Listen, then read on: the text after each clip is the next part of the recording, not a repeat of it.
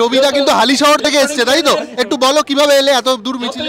আমার এখান থেকে আমি বারাসাত গেছিলাম, ওখান থেকে আমি পুরো চালিয়ে বারাসাত, হালিশহর থেকে বারাসাত গেছিলে?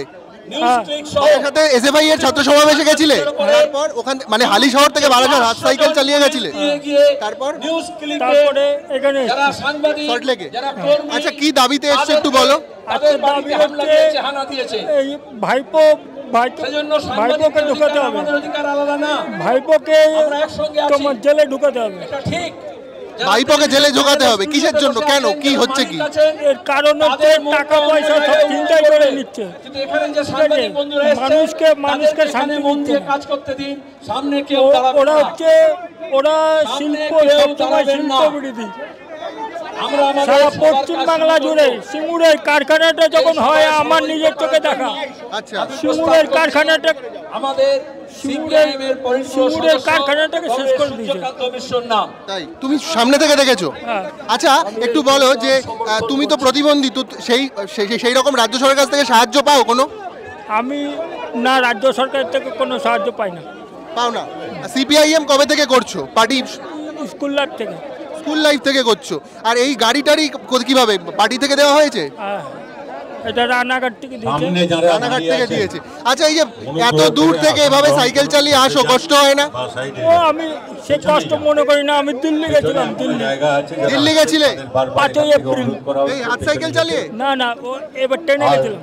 ট্রেনে চেপে গেছিলে? তুমি সমস্ত মিছিলে যাও। আজকে একটু স্পষ্ট করে বলো যে কি শুনতে এসেছো না নেতৃত্বের কাছ থেকে, আর কি চাইছো?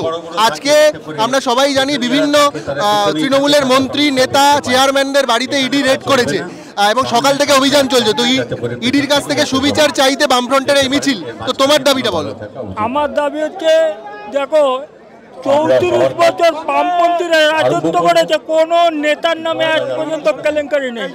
কিন্তু তৃণমূল কংগ্রেসের যেরকম অসভ্যতা এবং আমার উপরে যা তাণ্ডব করেছিল, বুদ্ধদেব ভট্টাচার্যকে যখন দেখতে গিয়েছিলাম, যখন যা তাণ্ডব করেছিল, সে আমার টাকা পয়সা সব চিন্তাই করে নিয়েছিল। কারা? তৃণমূল তোমার টাকা চিন্তাই করে নিয়েছিল? কি হয়েছিল একটু বলো। এর কারণ হচ্ছে নৈহাটিতে তাণ্ডব করেছিল। কোথায়? নৈহাটিতে তাণ্ডব করেছিল। তারপরে কি হলো একটু বলো, ভালো করে বলো। তারপরে তোমার ওখান থেকে হাওয়া ছেড়ে দিয়েছিল। হাওয়া ছাড়া অবস্থায় দেখতে এসেছিলাম উডল্যান্ডসে।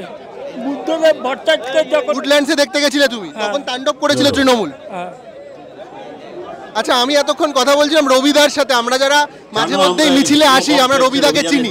রবি দাস হালিশহরে থাকে। সিপিএম এর সমস্ত সিপিআইএম এর সমস্ত মিছিল, মিটিং, সমস্ত জায়গায় তিনি যান। ইভেন যখন বুদ্ধবাবু উডল্যান্ডসে ভর্তি ছিলেন, তখনও এই রবিদা এই হাত সাইকেল চালিয়ে, আমি ক্যামেরা পার্সনকে বলবো এই হাত সাইকেলটা পুরোটা দেখাতে, যে এই হাত সাইকেল চালিয়ে একটা মানুষ, যাতে কোনো রকম মোটরের ব্যবহার করা হয় না, এই হাত সাইকেল চালিয়ে রবি দাস, আমাদের রবিদা হালিশহর থেকে পশ্চিমবঙ্গের প্রত্যন্ত সমস্ত গ্রামগঞ্জ, শহর, সব জায়গায় পৌঁছে যান। শুধু একটাই ভালোবাসা, এই পতাকা, এই সাইন, কাস্তে হাতুড়ি তারা এবং সিপিআই।